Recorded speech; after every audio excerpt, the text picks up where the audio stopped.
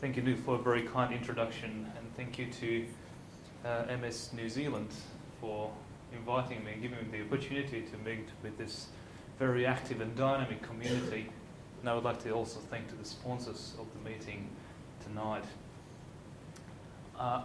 My role tonight is to talk about the areas of on the MS map where the access to therapy in New Zealand is not that easy. And I mean, let's be honest with ourselves. Compared to other countries, the access to these modified therapies in this country is suboptimal. And I therefore really welcome the initiative. I think it's a critical initiative from the MS New Zealand to approach the regulators and to weigh the evidence in their face to show them that we have a very good case and very good reason to request that these therapies are made available to those who need them. Here's my disclosure slide, and as you can tell, I'm very well balanced. I don't side with anyone. This is a very simple visual representation of how we may look at MS, how we may classify MS at this day and age. And this is something that has been around for a long, long time, where one stream of MS is so-called relapse and remitting MS, which with its pre-diagnostic stage called clinical isolated syndrome, and then later stage which is not typical for relapses, but rather gradual accumulation of disability termed secondary progressive MS. And there is another type of MS called primary progressive MS, which typically occurs without any superimposed relapses, but very occasionally there may be someone who has a little bit of both progression from the onset of the disease, plus a little bit of inflammatory activity on top, which we then term primary progressive relapsing MS. Now, this is as an intro, and I use it as an intro because for the rest of this talk I will try to prove to you that this is outdated. This is a more up-to-date reflection of how we look at MS. And it is not for me, I don't mean to scare you with complicated figures, but also I think one reason why I put this slide in is that it demonstrates how complex the disease is, and we'll be looking at, we'll be able to measure, look at, visualize with MRI, quantify. It's really on the tip of the iceberg, and there's a lot of biology happening under the surface which we only partially understand. For example, we are not able to explain why someone would be a really good responder to a therapy, while someone else with very similar disease clinically would not respond to that treatment at all and needs to switch to a different therapy, or why someone would be a great candidate for so-called induction therapy with very aggressive treatment from the very onset of the disease, whereas someone else in a similar life situation would be fine on injectable therapies and would have lifelong control of their disease with very low-key medication. So another disclaimer for this talk is that what I'm presenting is only partial knowledge, and there's still lots to be learned about MS before we're able to answer all the questions, and very relevant questions that we've already heard from the audience. One particular point that I'd like to highlight on this slide is, if you focus on the bottom part of the slide, here the red curve stands for inflammation. And what the red curve indicates that at a certain stage of the disease, a person is somewhat more inflammatory with more relapses and development of lesions.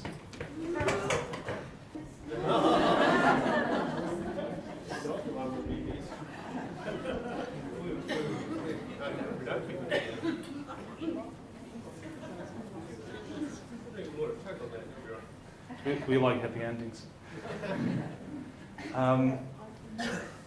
So at one stage of the disease becomes strong. Typically, the relapsing remitting disease becomes strongly inflammatory, and then with time, the inflammatory potential underlying the condition dies off, and what becomes more manifest is the gradual accumulation of disability.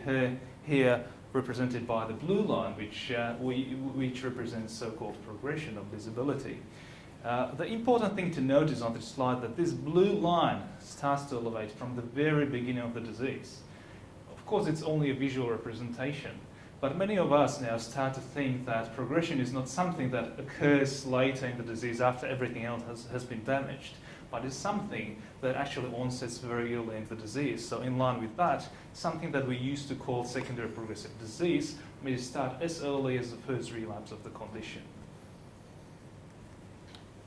And this is a very nice pictorial illustration. I won't bother you with too much detail, but this was a beautiful study done in a biobank in tissue from donors with multiple sclerosis in the UK who during their life decided to donate their brains once they die for research purposes.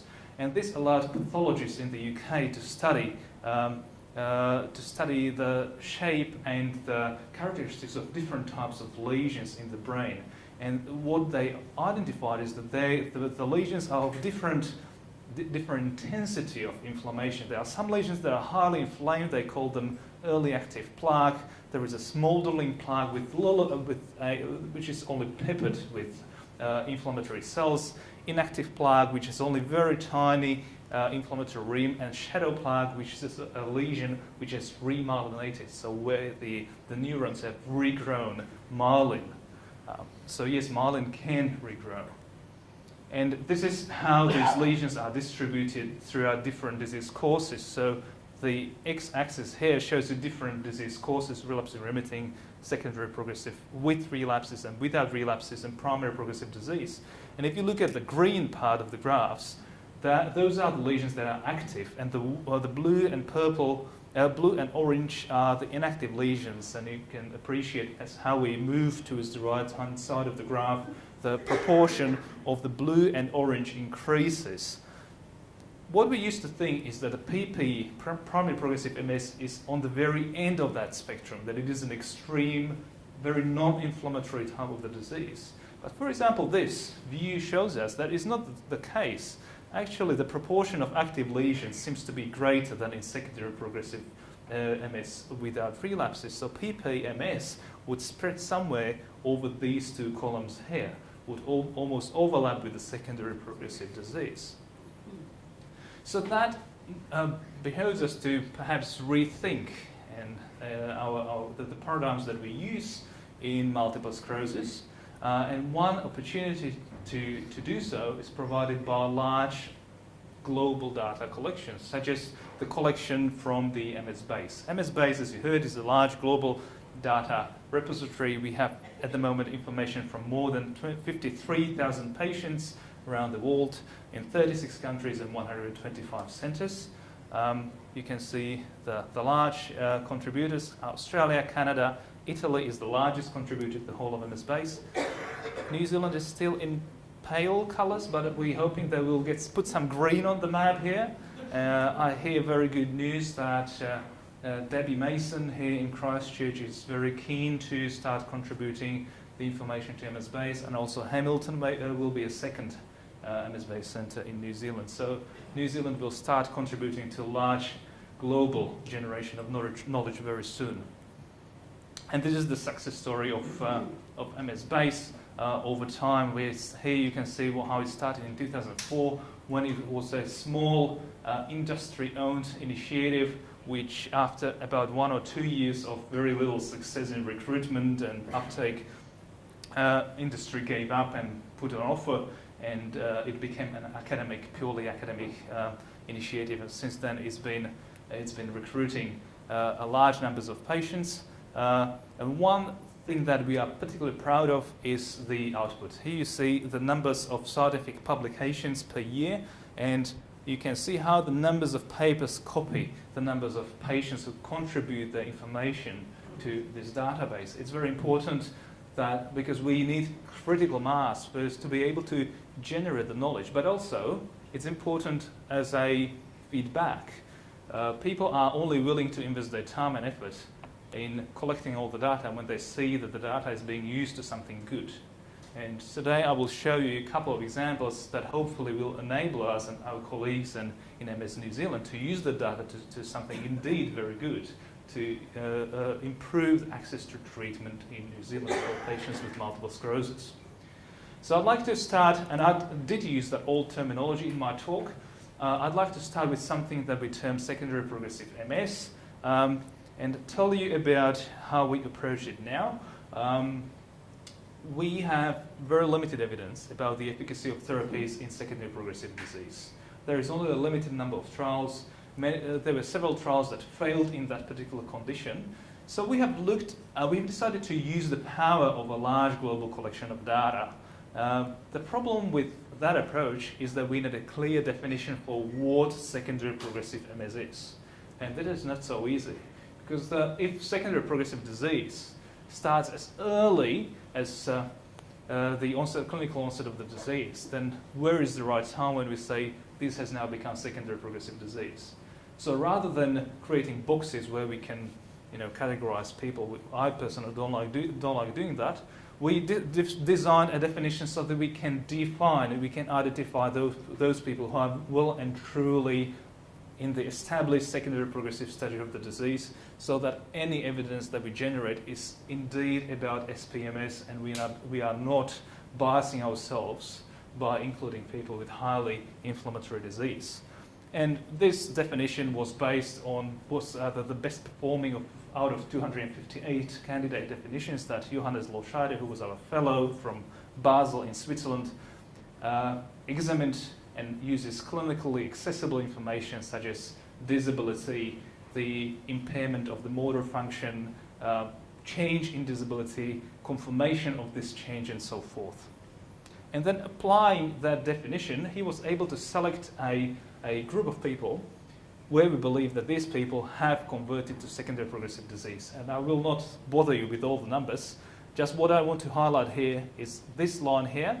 So this tells us that these people had indeed very low inflammatory activity. They are 0.15 and 0.13 clinical relapses of MS per year during the preceding year in this population, which is very low activity. That's one relapse every 7 to 8 years. And what we did here is we compared people who, at the time of the conversion to secondary progressive MS, is identified based on the definition, were either treated or untreated. And we used a sophisticated statistical methodology to match these people to make the two populations as similar, as comparable as possible. And then we went to compare the outcomes. And the outcome, of course, is the accumulation of disability. And we were quite disappointed to see that when we look at the proportion of patients here on the y-axis, so the top is 100%, proportion of patients who over up to 8 years progressed in their disability with confirmed progression of disability between the two cohorts, treated versus untreated, we didn't see any difference. And when we took a milestone, this being EDSS step 7, so that's a person with quite advanced disease, quite significant disability, where a person needs to use a wheelchair, we didn't find the time to that milestone different either. So this seems like a bad news. However, when we contrast it with a clinical trial, which is a clinical trial that hasn't been published yet but was presented at a large European conference last year with 1,600 patients, the trial is called EXPAND trial, which tested a compound called siponimod against placebo in secondary progressive disease. In this trial, they found a difference over up to 42 months, so over more than 3 years, 3.5 years, where the siponimod reduced the probability of progressing in disability by 5.4%.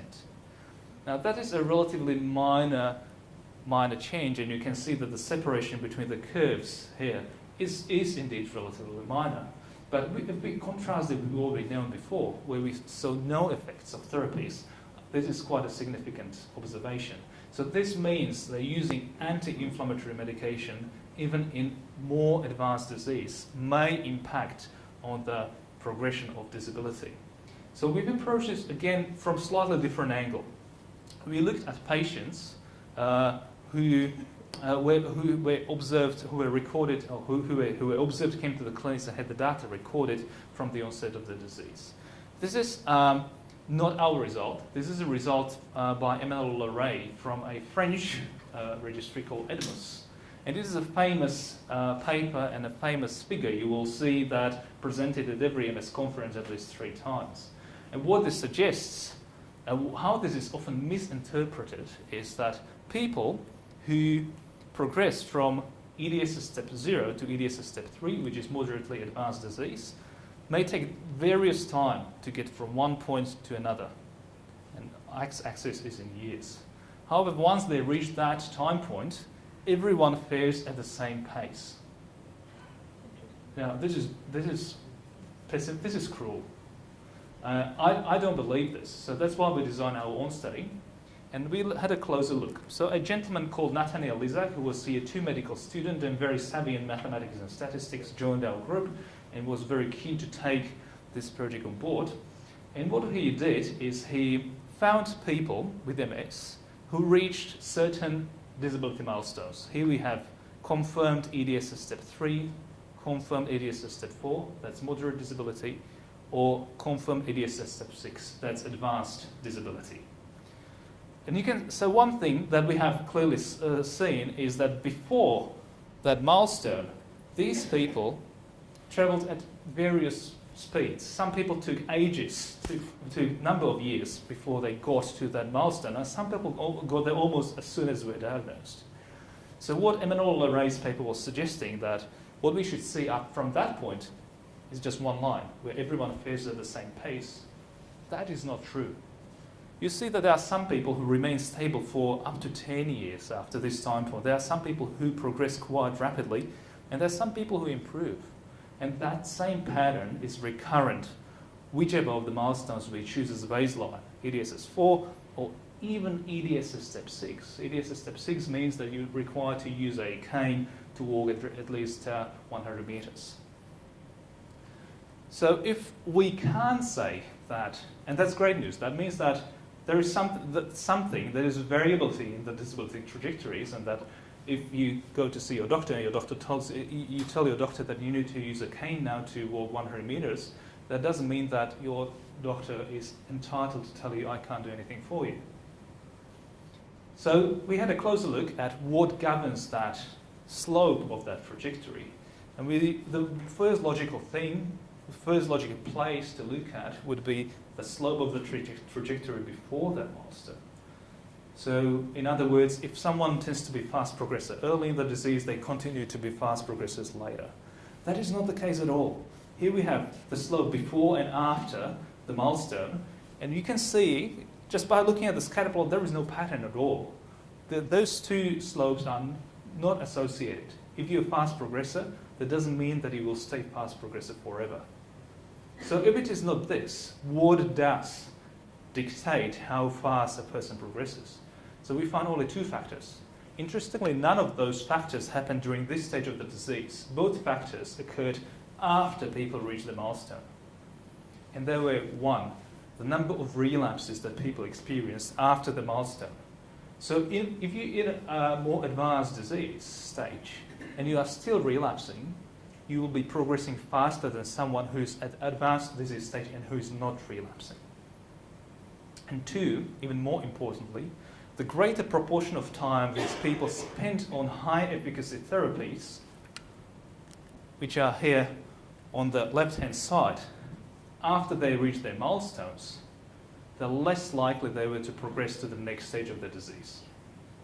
This is a key, because this means that someone who is diagnosed with MS and his doctor has told them they have EDSS step 6 shouldn't be taken off medication. They actually should be on one of these drugs, high efficacy drugs, to prevent further progression of disability, given that their disease is inflammatory. So given that they still occasionally relapse, or given that they occasionally have a lesion on their MRI. So to visualize that conclusion, if we stratify people into those who were on high efficacy therapy in yellow, low efficacy therapy in green, or no therapy in black after reaching the respective milestones, EDSS 3, 4, and 6, and if we look what proportion of these people progress to the next stage, that being 6, 6 and 6.5, you can see that the yellow curve always sits on top. These are the slowest progressors.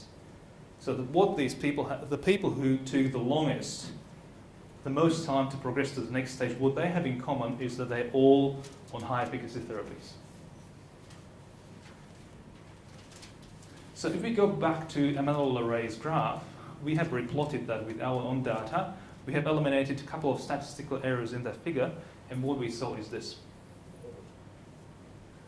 So it's entirely possible that one may take almost 30 years to get from EDSS step 0 to 3, and then only 3 years to get from 3 to 6, as well as it is possible that someone may take only 4 years to get from 0 to 3, and then 10 years to get from 3 to 6.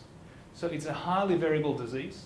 It's a disease that I like to call amnesic. It tends to forget about the past, which is a bad thing from the point of view that is difficult to prognosticate, but which is a good thing because there is a lot of things that a doctor can do for you at even more advanced stage of the disease. I'm not saying this it's not unconditional, it's all conditional on inflammation, because what we can treat in MS at the moment is inflammation. What we can't treat is slow, non-inflammatory progression. Now let's move to primary progressive disease. A similar field, or a similar problem with similar paradigms. So again, work of Johannes Lorscheider, where we have looked at people in MS base with primary progressive disease, sufficient data collected, two very closely matched populations, so people who had very similar story at the beginning of their disease, and sufficient data collected that allowed us to compare the trajectories. And again, we see a very similar picture. People who have progressed, whether they were treated or untreated, treated is in red, untreated is in blue, at the time of a primary progressive disease, fared at the same pace, or where the probability of having progressed was similar between the two populations. And the same applies to this milestone of EDSS step 7, so ending up in a wheelchair. Now, again, this may seem somewhat pessimistic, and this brings us again to the same question to be asked: what role does inflammation play in all this? So we went to ask that quite specifically by looking at separately at people who are diagnosed with so-called primary progressive disease versus progressive relapsing disease.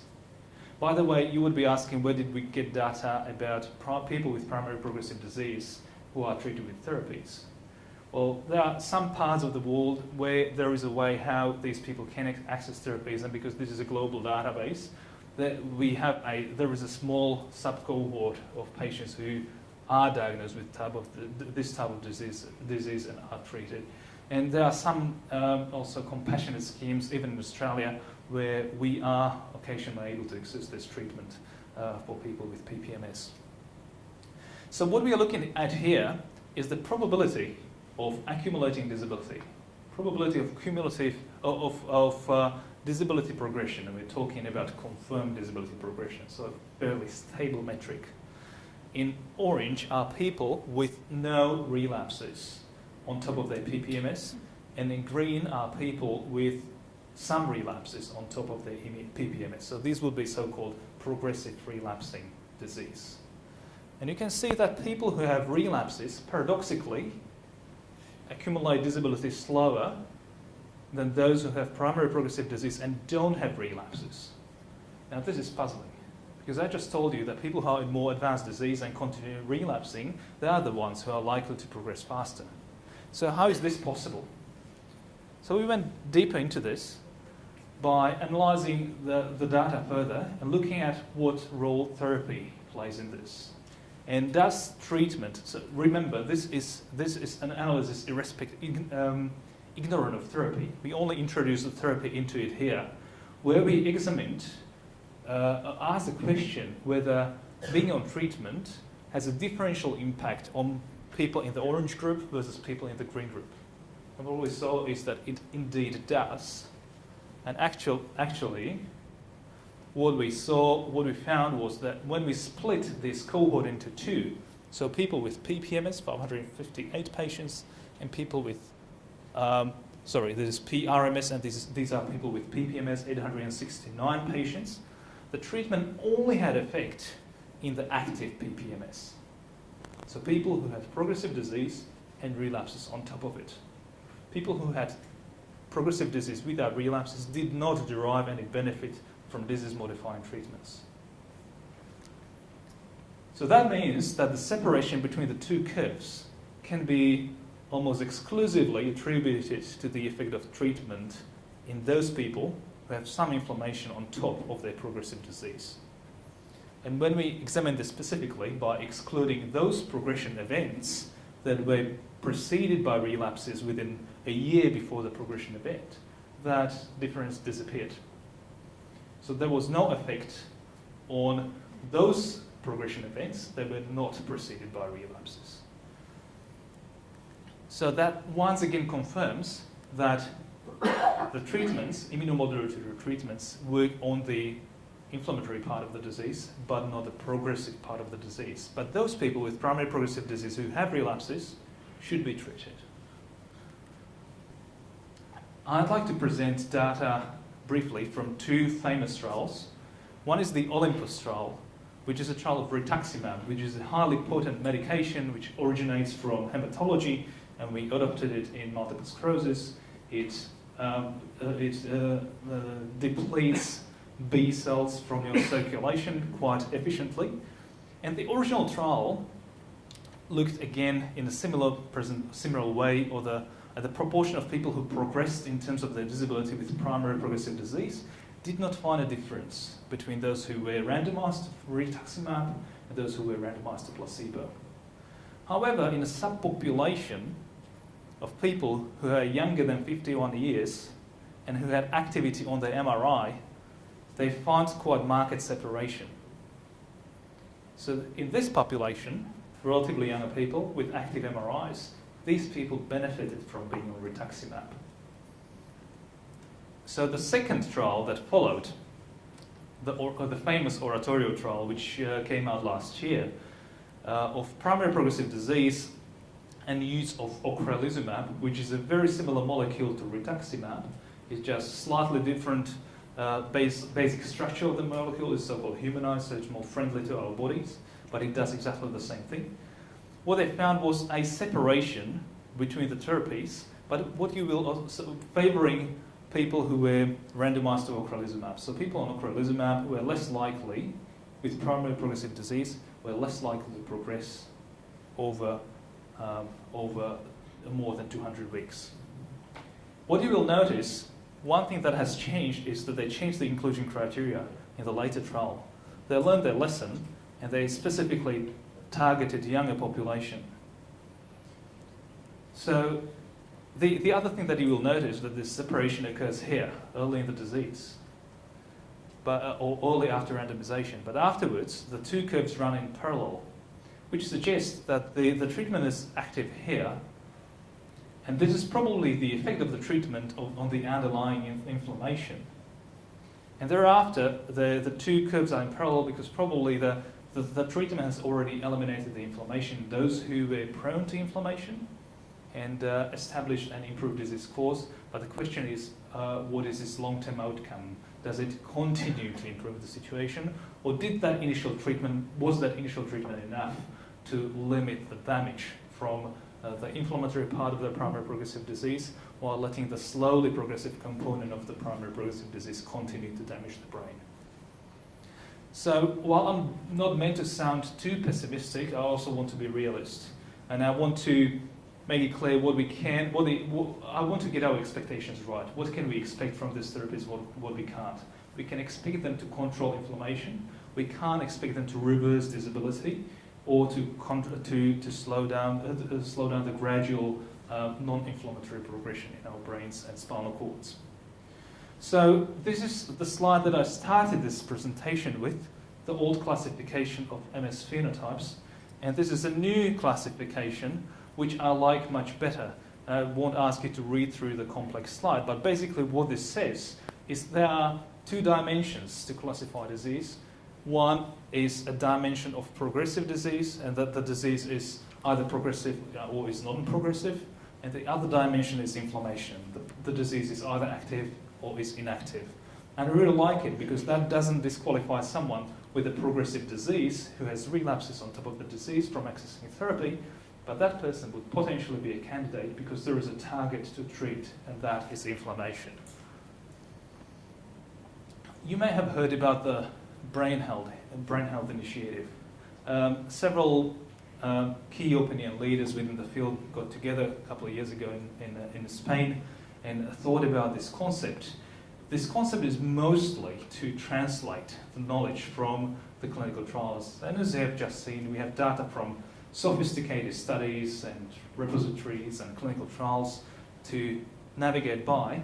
The other thing is, the other problem is the attrition. So how much of this data, how much of the information actually gets to where it's supposed to get, to the clinician and to the patients.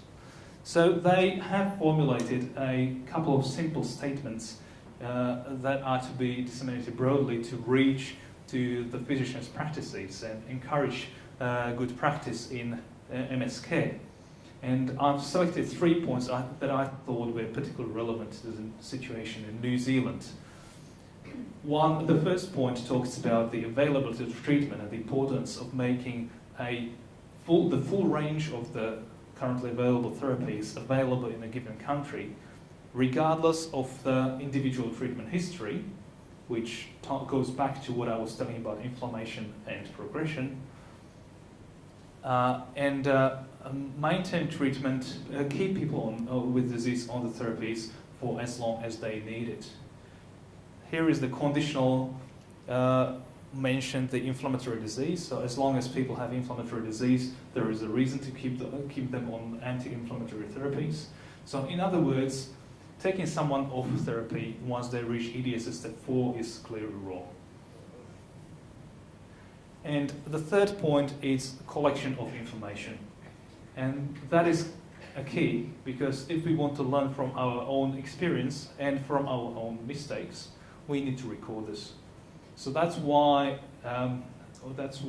databases and registries such as MSBase are very important, because it's a unique opportunity to capture what we are doing in clinical practices and capture the results of your discussions with your doctor and contribute that to the general global knowledge and generating information for other people with multiple sclerosis. And I don't want to go over time. I'd probably skip just to this one last question, and that is about personalized medicine. We have at the moment 11 approved disease-modifying therapies, and there are several disease-modifying therapies that are not approved but they are available, such as rituximab, stem cell transplantation, mitochondrial. And I want to reflect on the notion where we study large populations with study groups, and we try to infer about how an individual person should be approached in terms of their treatment based on these large cohorts. And by definition, what we observe in large groups of people is going to be some sort of an average in that large population. Well, we've got to take that into account. The difficult step is the step from that, from a graph, from a study, to answer to this question, which drug is the best drug for me?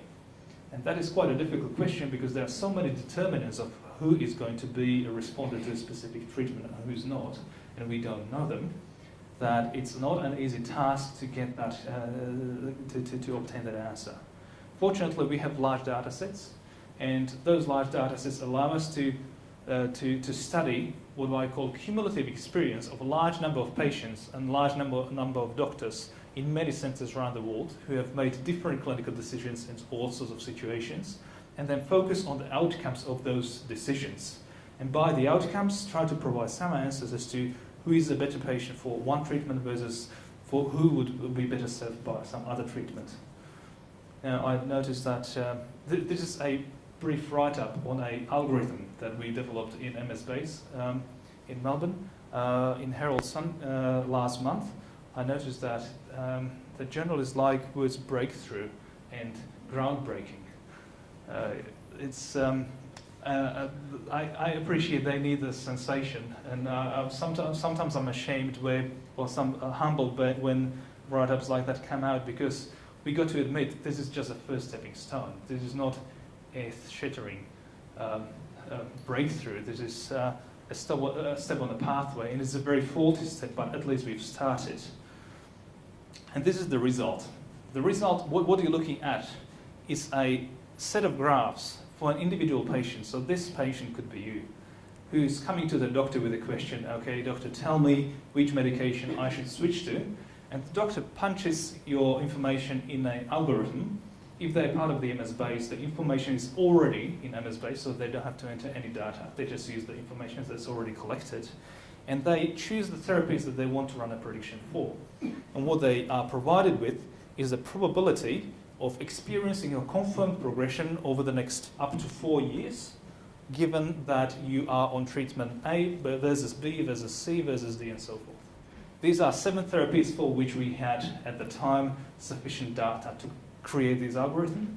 You will notice that there are dashed lines around the curve. So the curve in the middle is the mean, and that's a mean from a population. But it's also presented with a little so-called Bayesian twist, so it is personalized to your individual situation, given 57 variables that characterize you at that given moment. The dashed lines are 95% predictive intervals, so that tells us about our confidence around the prediction. So you'll notice there are some therapies where we are not that certain, where the spread of that mean can be quite variable, and there are some therapies where we are quite certain about the prediction. And the shading of the line tells you about the quality of the underlying data and the stability of the underlying algorithm. So for this drug, mitoxantrone, you can see that our predictive capacity declines quite quickly after year 1, whereas there are some other therapies like interferon beta-1a, where the accuracy of the prediction is fairly stable over up to 4 years. And finally, here is a piece of feedback to your neurologist, which tells them what proportion of information they provided to the algorithm. And if they want to improve the quality of that prediction, they can add those additional 16% to raise the accuracy, increase the accuracy of the prediction. So this is a prototype. We published it in a journal. We're working on building this into a platform. The new MS-based platform that will be released next year will have this algorithm. So your neurologists, if they are part of MS-based, will be able to use it. And I'll give you an example of a situation where it could become useful. Let's say you had a discussion with your doctor about your next treatment, and you went through the convenience of administration, your pregnancy planning, if you are a woman, the safety profiles, and you end up with 2 candidate medications where there is an equipoise. You don't mind, either or. So at that stage, I would encourage the doctor to use that algorithm and try to generate these curves. Let's say this virtual doctor did that for these 2 patients. First, let's have a look at patient 1. This is a 35-year-old woman who has very active disease, had overall 9 relapses, 3 of them over the last year. Previously was on 3 disease-modifying therapies. The most active of them was mitoxantrone. And now is switching to either interferon or natalizumab. And you can see clearly, if she decides to switch on natalizumab, the probability of accumulating disability will be less than when she decides to switch to interferon. So that will be a good reason for her neurologist to suggest that she prefers natalizumab over interferon in this situation. Patient 2. This is a 22-year-old woman who was just diagnosed with MS, had 1 initial episode and 1 relapse, recovered very well from both episodes, never had any treatment before, and again, she's quite, she doesn't mind which of the 2 therapies she goes on. And in this particular situation, her neurologist could tell her, look, it doesn't really matter. We put you on natalizumab or interferon, both therapies are quite likely to control the accumulation of your disability over the next 4 years or to the same extent. So you choose. So to summarize what I've been talking about over the last 45 minutes, there are 3 key points that I wanted to deliver in this talk. And the first key point is that immunotherapies do mitigate worsening of disability. We have recently run a large simulation when we looked at what it would look like if someone stayed on disease-modifying therapy for 30 years. It would decrease the disability by 30% by the end of the 30th year. Given that the disease has an inflammatory phenotype. So there is some inflammation, which then we call a target. That becomes a target for treatment. Time matters, and there is a section that I skipped over, but we have now results that support the notion that treating early is an important thing. People who are put on high efficacy therapy earlier rather than later achieve better control of their relapse activity and better probability of recovering from the disability that accrued through these relapses. So being on highly active treatment early is better than waiting. And third point is the point about personalized therapy. And this is something that we have made an initial step towards, but we need much more granular instruments. We need biomarkers. We need to learn how to use MRI in these protocols. As a clinician, I would love to sit you in the chair and tell you, this is the set of your biomarkers, these are your variables, and this is the treatment that I'm absolutely sure that will be the best treatment that will keep your disease at the bay for the next 20 years. I can't do that yet, but we're heading in that direction. And with that, I would like to thank the massive team of MS-based collaborators around the world, particularly Helmut Witzkuven, who's the managing director, also based in Melbourne, and my own team, the Clinical Outcomes Research Group, which is a young and dynamic team of people who are keen on mathematics and statistics. It's a lovely bunch of nerds that I thoroughly enjoy working with. And thank you for your attention.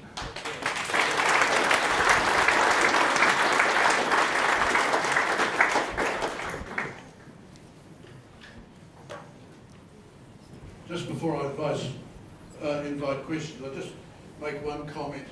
For those of you who haven't Googled Brain Health Time Matters, can I thoroughly recommend that website and the report. I know it's been out for a few months and has been circulated. Both MSNZ and the New Zealand Multiple Sclerosis Research Trust have endorsed that report. The immediate reaction we got was an invitation to a reception in Paris next week. Unfortunately, our budget doesn't extend to that, so we've sent or asked Debbie Mason to represent us at that function. But it's a report which is easily readable by a layperson and makes a number of points, including the importance of the multidisciplinary team in treating MS and the importance of lifestyle factors as well. So it's a very comprehensive report, thoroughly recommended, and if you haven't, please take the time to read it, because it's relevant to a number of things that MS New Zealand are trying to do, particularly with Pharmac, in terms of giving early access to drugs and to extend the period under which drugs are available in New Zealand, in line with some of the things that Thomas has talked about. Enough from me. Are there any questions?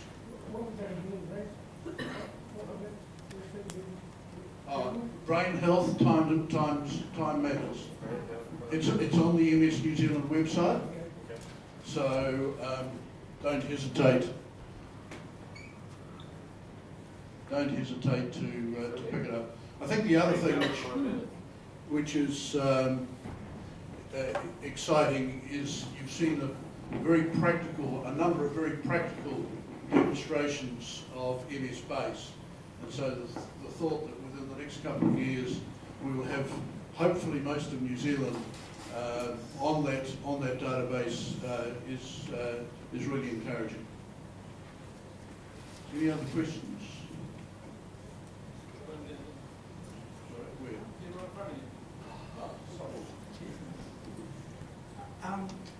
I'm really curious the information that you've presented us with on drug selection and identifying where people are at in their MS. For most people in New Zealand, with a dearth of neurologists, that information is going to be processed by a GP who sees the patient for 15 minutes and isn't very well informed. we're all better informed than probably most of the GPs after your talk. So, where do we go there?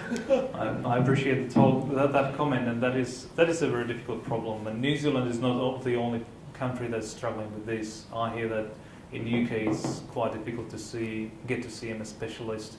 In the US, you have 12 minutes with your doctor, where 6 to 8 minutes of that time they spend filling out paperwork for your insurance. So it's appalling. It's poor quality of care, if I got to put it that way, which it's not in the hands of the doctors, it's in the hands of the regulators. Exactly. I think one response to that would be in allowing nurse practitioners to take some of those roles. Nurse practitioners are a fantastic resource. They are highly educated. In Australia, we only have one. Hopefully, we'll have two very soon. These are people who know MS, who are specialised in MS, who can do everything but prescribe the medication. They actually have some limited prescribing rights too. And these people have much more. By increasing that, the resource pool, the healthcare specialist gets more time to talk to you about where you are and what you need, which, in my view, is the most important component of looking after people with MS. Thank you. Are there any other questions? It's getting to that time of night where I think the appropriate thing to do is to thank Thomas for coming. I was hoping he was going to come to Auckland tomorrow. He only arrived in Christchurch today. He had clinics yesterday. He has clinics tomorrow in Melbourne. Is leaving at 6 o'clock, so tomorrow morning. So we're really grateful that you did make the time to come this evening, Thomas. And having made the connection, I can assure you, you will be invited back again, and hopefully for a little bit longer. But ladies and gentlemen, would you please thank Thomas for a very interesting